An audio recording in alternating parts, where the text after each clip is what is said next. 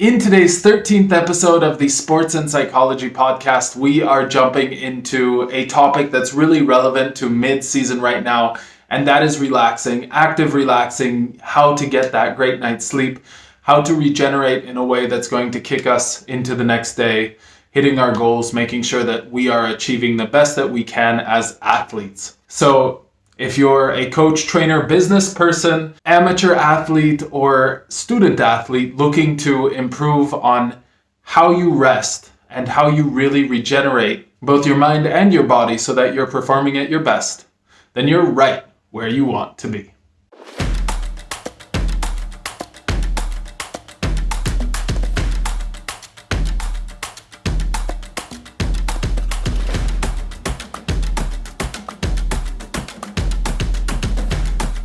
Hello, buenos dias, dobrý den, ohayo gozaimasu. Welcome to the Sports and Psychology podcast, the weekly Saturday morning pod where we talk all things athletes, tactics, performance, and most importantly, mindset. I am your host, letting them three balls fly, Cord Thomas. I'm a mindset coach specializing in sports psychology, performance, stress and anxiety reduction, and mental preparation, having helped hundreds of clients and tens of professional athletes exceed their potential, reach their goals, and lead fulfilling lives. After becoming a two-time junior Olympic Taekwondo medalist and moving from the US to Europe to study and play basketball, I found my passion in the psychology of success. Before we hop into things, do me a favor, hit that follow button below the video or the pod to get updates on new episodes. And if you're here with me on YouTube, hit me with a like and a comment. Thank you for making the Sports and Psychology pod your first Saturday morning listen. If you want to reach out and connect with me or join in our mailbag episode, you can find me on Instagram at athlete.m1ndsct, Twitter athlete_m1ndsct, or email me at sportsandpsychologypod@gmail.com. All right, news and notes. So as you've probably noticed, dear listeners, I have been MIA for quite a while. My previous computer completely took a dive and did not come back from it. No, it's been over, I think, 12 years now that I've had my previous computer, and it just would not start anymore. So it's taken me a while to get a new computer, get it up and running.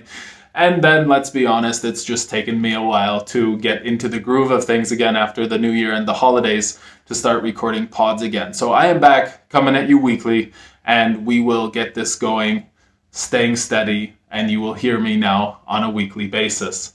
In terms of where we're at in the season, we are about mid-season for hockey, for basketball, and most soccer, or at least European soccer leagues, are taking a break before they hit the field again, mid-late February into March when the weather is nicer. I'm going to try and cut a lot of the news and notes in terms of what's happening around the league out of things.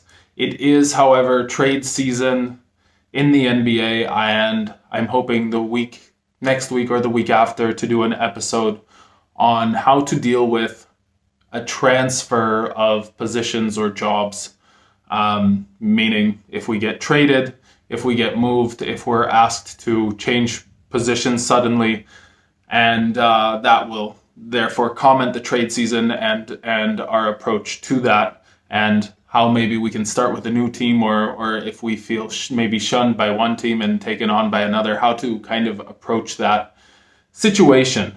In any case, today we are here talking about relaxing. So let's jump into things. When I talk to a lot of my clients, one of the things we come down to quite quickly is that there is a need for more functional or active or time well spent in terms of relaxing. What I like to call active relaxing. When talking to clients about stress, relaxations, a concept I like to use is that in the same way that we should invest in ourselves first, when you take your paycheck out, you should send money to your investments first, and then to your bills, and then whatever you have left is your spending money, instead of waiting till the end of the month with whatever spending money you don't have left is what you invest. I use the same principle with relaxation. We should plan, we should invest in ourselves first. Now, taking that into consideration, a large deal or a large issue when it comes to relaxation or active relax, as I like to call it, is that we're out of balance. So with my athletes, obviously, it's 4 or 5 hours of working the body in a day. And then oftentimes there are other activities, because that is a bit how they're built, are very physically connected. So it's going to the park with their kids, or it's some sort of, bowling, or going to the pub, hanging out with friends, social. It's not necessarily a mental exercise. So it's always, their activities in general are social and physical. With my office clients, with my business owners, my managers, it tends to be the exact opposite, where all day they're working their mind. There are social interactions, but it's very analytical. And then their after work activities tends to be very non-physical, meaning lay on the couch and watch Netflix or play video games. And so there's this tendency in our free time to have the same lifestyle as we have at work. Now, here's the issue with that. Our minds and our bodies are then out of balance. My theory is that it's really great for our mind and body to be equally distressed, or to be equally tired. Imagine, right? So you've really worked out hard all day, you've played your sport for a couple of hours, maybe even had a game, and you then went out with your buddies and you're home. So your body is dead tired, but your mind's pretty much awake, ready to go, going, hey, I'm still good to go. I'm ready to think. What is that going to cause?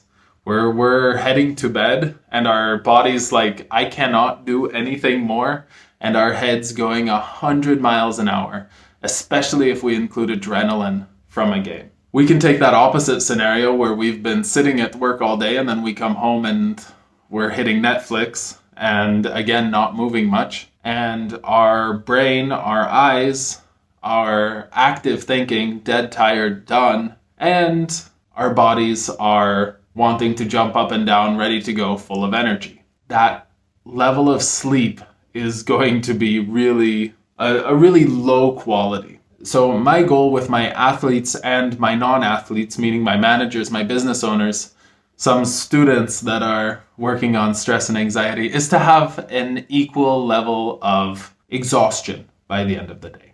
And that is where I get to the word active relax. And we're going to talk more about this in the second segment. Stick with me. It is time to talk about stress.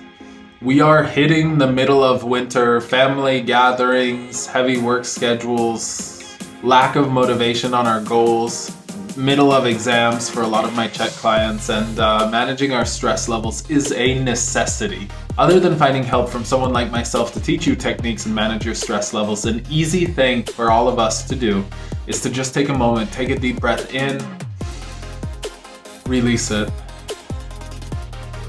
and say one thing that I was successful in today, and one thing that I'm grateful for today. By taking a second to reflect and to notice how we've been doing and feeling, we're going to give ourselves a small break from the constant anxiety and problem solving, clear our heads, and be able to move forward calmer and more focused. So make sure to take a moment to reflect on yourself and how well you are doing today.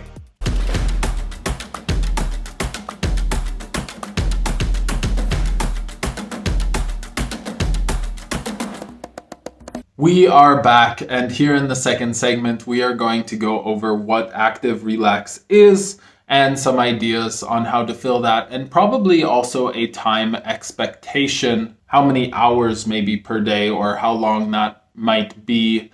And then in the third segment, we are going to get into this idea of self-love, or paying yourself first more, and how to start not only practicing it, but also feeling it. So, first of all, active relax. Now, most people hear the word relax and they're thinking Netflix and chill, or they're thinking get a massage, right?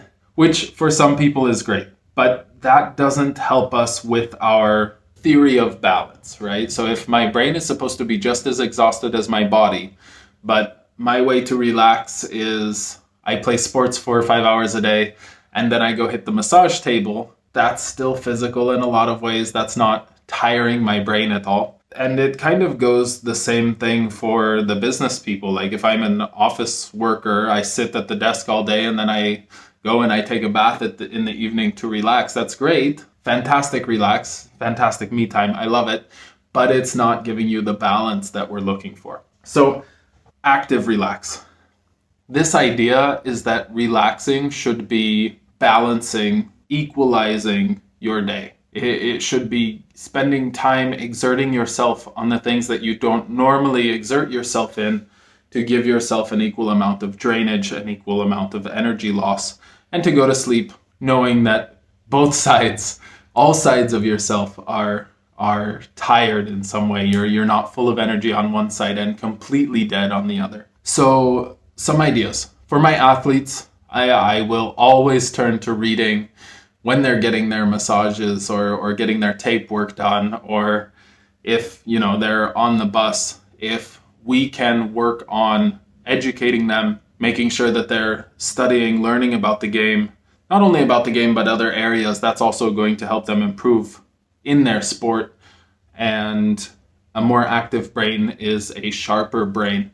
So that's to me very helpful. There's also, for my more introverted athletes, there's the social side of things, where if I can get them to focus more on social interactions, that will also tire their brains out a bit, but also get them out of their comfort zone and work on that social side of things. Other mental activities. I'm a big fan with athletes of not spending downtime or active relax time on their sport. Study time should be separated from it. So I don't want to see someone saying that their way to relax is to watch film, that's what they do to relax. I've seen that. That's a great way to burn out. That's a great way to go 24/7.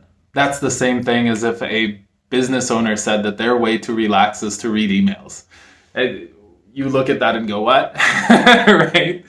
And so there's a lot of athletes that think they need to eat, breathe, sleep, the sport, which is in many ways true, but that way of active relax is letting yourself go from the sport for a while. So whether that's socially or whether that's educating yourself in different ways, working on, I'm a huge fan of getting into other projects, work experience in other areas, working that dual career. So I have the career as an athlete, what can I do on the other side? I think for me, student athletes oftentimes have things well set if they're spending time both on their sport and study, although we do need to look at the overall levels of exhaustion there. Sometimes it's too much and it seems or feels unbearable or like a person can't handle that level of stress and that workload.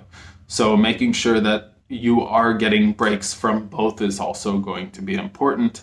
Actively relaxing by maybe taking a walk, listening to a podcast, listening to music. That's another way to actively relax. For student athletes, we're assuming, or I make the assumption usually, that most of their time during a day is spent on schoolwork. Then they have their activities before and after school in terms of physical activity.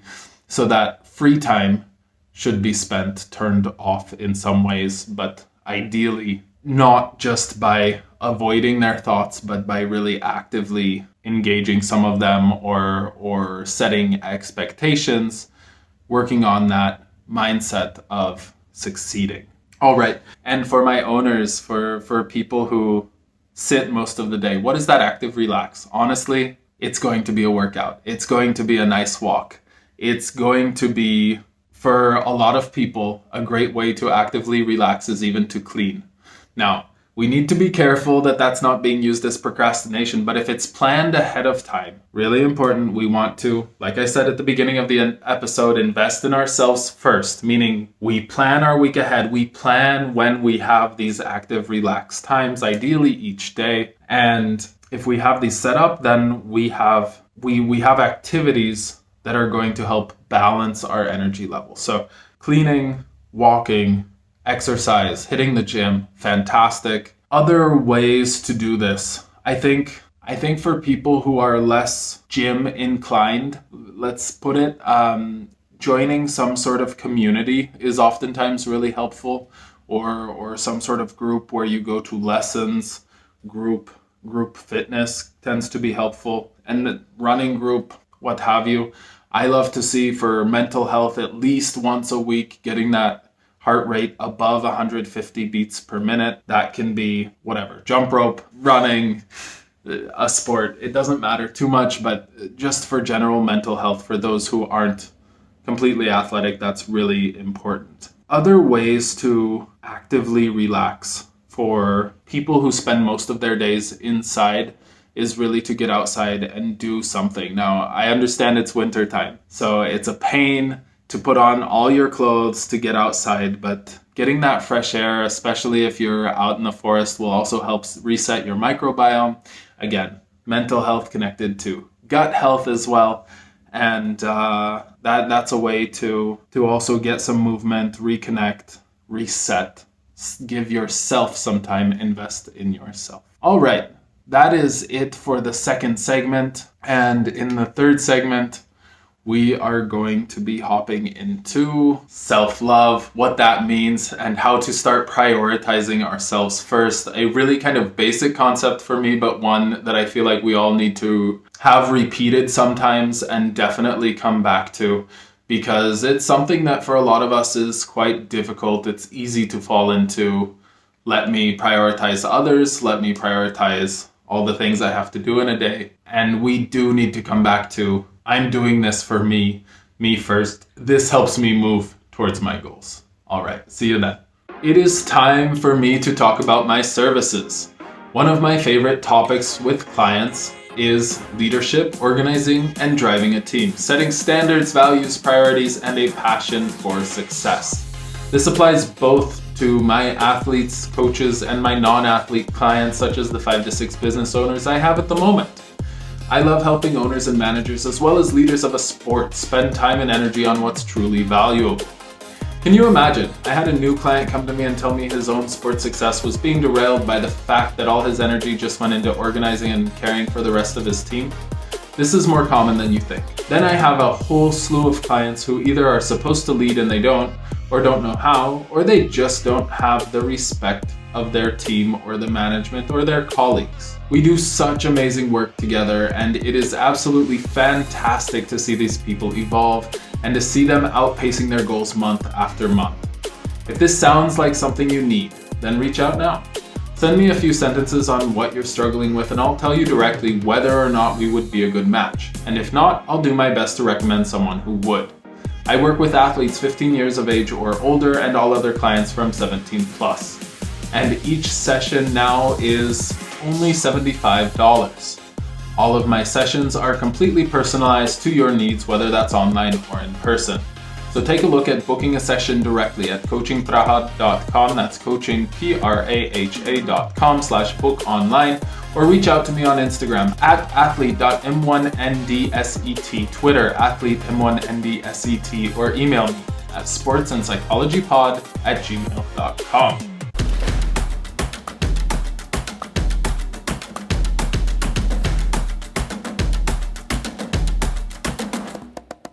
Welcome back to the Sports and Psychology podcast. In the second segment, we really kind of dove deep into this idea of active relax, what it means, and balancing our mind and body fatigue rates. And here in the third segment, we are going to be going over this idea of self-love and prioritizing ourselves. One of the activities I do with my clients, and feel free to do it with me here or just in your head, if you're on a walk or something listening to this, is I ask them to write down their top 5 priorities in life. Usually on our first, second, third session, somewhere in there. And usually what I see is work or sport, family. Sometimes I'll see health or diet, a hobby, friends, definitely time spent with friends. Sometimes I'll even see, video games on that list. That usually is about it. There are some few different things. I've seen reading before, like reading books or education, finishing school, there can be definitely a priority of some sort of personal growth. Anyways, so think about what your list is, and I ask them if they're happy with it or not, or if they think it should look a bit differently. But the main purpose of this activity is then I ask them to draw a large 0, 0.0, so above the 1, 2, 3, 4, 5, the 0, and I ask them to write the word me. Me in as large of letters as they can.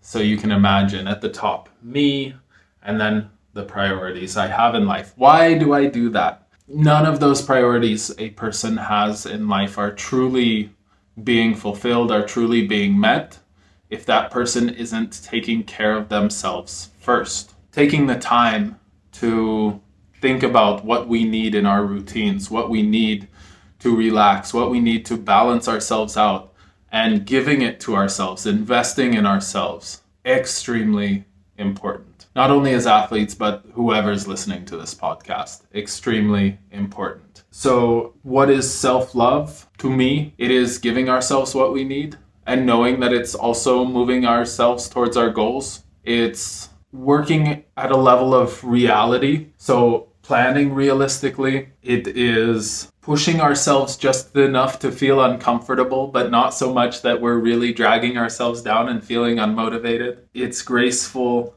It is living with a level of forgiveness that we are not perfect. Even though we might have the potential to be, we're not, we're human. Self-love is prioritizing me and my needs first, and then everything and everyone else second, in that order of priorities. It might sound selfish to some people. That's fine. I am completely okay with that.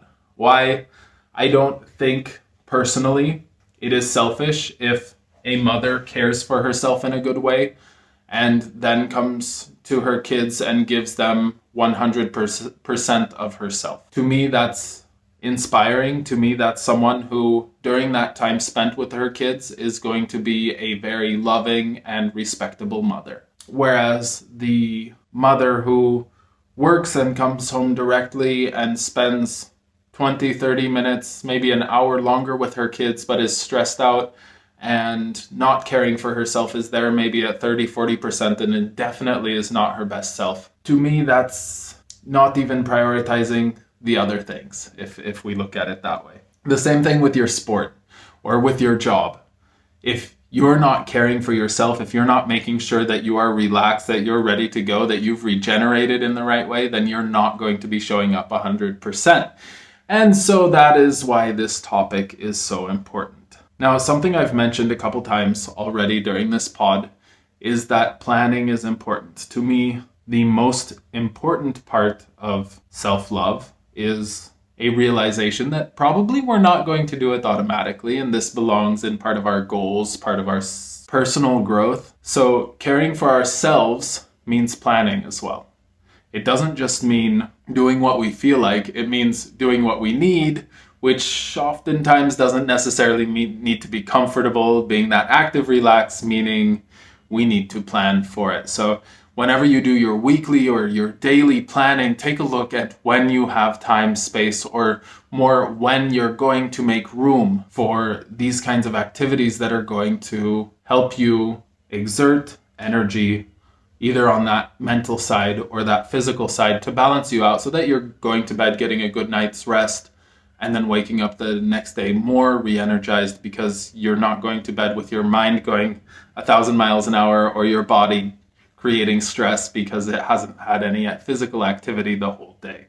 That is going to do it for today's episode. I hope that you've had a great time with me here discussing both prioritizing ourselves, self-love, and the idea of active relax. If you have other ideas, comments, or just completely disagree with me, make sure you send me an email at sportsandpsychologypod@gmail.com, and I will definitely respond. I think it's great to know that if we really invest in ourselves first and we give ourselves that self-love and we work on ways of relaxing that is more active, more balanced, more maybe out of our comfort zone, we're really going to feel like more holistic beings, more complete beings, but at the same time, we're really going to feel a more even level of drainage and therefore really have a much better regeneration and feel equally tired at the end of the day, therefore going to bed really with that higher level quality of sleep, getting regenerated and feeling a lot better into the next day. Thank you for listening or watching here on YouTube to this Sports and Psychology podcast. Please tell your friends if you liked this pod. I am streaming every Saturday morning everywhere you can find podcasts as well as on YouTube. If you want to get your questions into a mailbag or give me your thoughts, give me a comment below on YouTube or reach out on Instagram at athlete.m1ndsct, Twitter athlete_m1ndsct, or email at sportsandpsychologypod@gmail.com. Do me a favor and hit that like and subscribe button and make sure to leave that 5-star review on Apple Podcasts. And in the words of Jabari Walker, don't let today get the best of you, get the best of today. Have a great weekend, everyone. Talk to you next week.